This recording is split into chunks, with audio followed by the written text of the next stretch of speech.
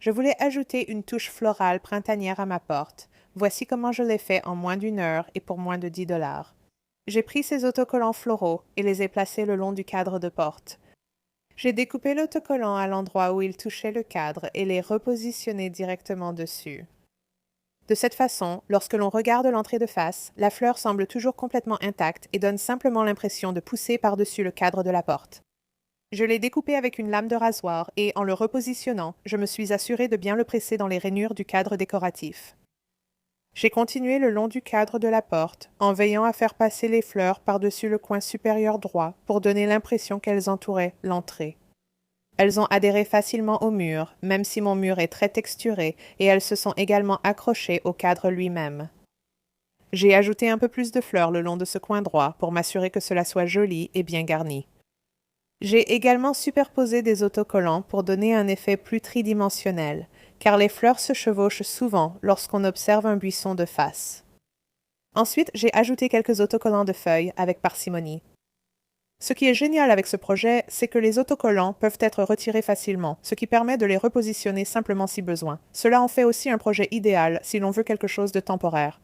Cela signifie que je ne les veux ici que pour la saison. Ou si quelqu'un est locataire et souhaite pouvoir ajouter de la décoration temporairement, tout en gardant la possibilité de les retirer lorsqu'il déménage. Je voulais continuer ce magnifique motif que j'ai sur mon papier peint et mes rideaux, et j'ai trouvé la façon parfaite et économique de le faire. Pour commencer, je veux dessiner le motif que je souhaite sur une feuille de papier avec un crayon.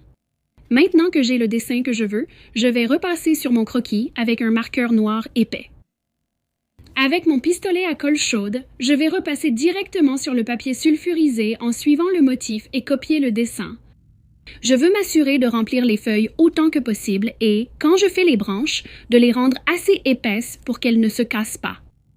Je ne m'inquiète pas de tout rendre lisse parce que si la colle sèche en faisant des bosses, ça donnera encore plus de texture aux feuilles. Je peux maintenant décoller la colle sèche du papier sulfurisé et retirer les morceaux et fils de colle en trop. La colle chaude est très facile à peindre, donc je vais donner vie à mon motif avec cette belle peinture bleue pour la première couche.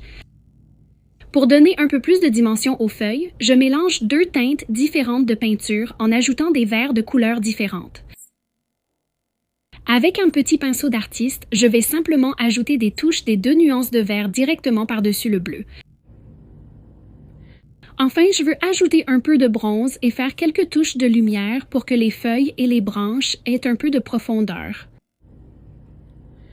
Avec la nouvelle bordure de feuilles terminée, il est temps de l'ajouter au mur. Je peux utiliser la colle chaude pour mettre quelques points à l'arrière de la bordure et elle reste bien en place sur le mur. J'adore à quel point ma bordure en colle chaude est mignonne et comment elle fait passer mes jolies feuilles directement sur le mur. J'ai imprimé des images de fleurs de printemps, de feuilles et d'un papillon. Je les place sur la table, puis j'ajoute une feuille de papier sulfurisé par-dessus. Maintenant, c'est la partie amusante. Je fais simplement le contour des formes avec de la colle chaude. Je veux m'assurer de faire des lignes régulières et de tout relier. Une fois que c'est sec, je peux les décoller du papier sulfurisé. Je vais utiliser la partie plate du dessous comme tampon. Je veux créer un dos pour les tampons pour éviter le désordre, en collant simplement un morceau de mousse de loisir créatif au tampon avec de la colle chaude. Je vais ensuite découper le côté pour faciliter la prise en main. Je fais preuve de créativité. J'étale le tissu, protège la surface et utilise de la peinture artisanale mélangée à un agent textile, ce qui la rend résistante au lavage. Vous pouvez simplement utiliser de la peinture pour tissu. Je vais les utiliser comme tampons. Je les trempe dans la peinture puis les applique sur le tissu. Vous pouvez aussi mettre la peinture sur le tampon avec un pinceau. J'ai créé un motif de fleurs, de feuilles et de papillons. Une fois que c'est complètement sec, je peux l'utiliser pour dresser une table de printemps. Faisons un set de table DIY en utilisant uniquement de la colle chaude. Commencez par poser du papier sulfurisé pour que rien ne colle. Ensuite, prenez une assiette et commencez par tracer un grand cercle. Une fois que votre cercle est terminé, commencez à le remplir avec des lignes croisées. Allez d'abord dans une direction, puis superposez des lignes dans le sens opposé pour créer un motif tissé semblable à une toile. Laissez-le refroidir complètement avant de le toucher. Une fois durci, décollez-le délicatement du papier sulfurisé. Maintenant, passons à la partie amusante, la peinture. Utilisez de la peinture en spray pour couvrir toute la surface. Choisissez des couleurs vives, métalliques ou neutres selon votre déco. Laissez sécher, placez-le sur votre table et voilà, vous avez un set de table personnalisé fait avec de la colle chaude. Nous allons commencer cette activité avec 2 petites toiles. Vous pouvez aussi utiliser des toiles moyennes ou grandes selon l'endroit où vous souhaitez accrocher cela. Placez les 2 toiles presque côte à côte. Prenez un crayon de couleur et dessinez un demi-cercle sur chaque toile. Utilisez un crayon de couleur vif. Cela rendra les prochaines étapes beaucoup plus faciles si vous le faites. Utilisez le demi-cercle comme guide et alignez votre règle avec le point dans le demi-cercle. Tracez des lignes de longueur variée. J'ai tracé 12 lignes au total sur chaque pièce, mais vous pouvez en faire plus ou moins. Assurez-vous simplement de ne pas trop les serrer. Tracez d'abord le contour du demi-cercle avec de la colle chaude. Vous pouvez repasser plusieurs fois pour ajouter de la texture et lui donner davantage de relief. Travaillez à tracer les détails au centre pour la première toile. Puisqu'elle représente la Lune, je trace juste les contours des cratères.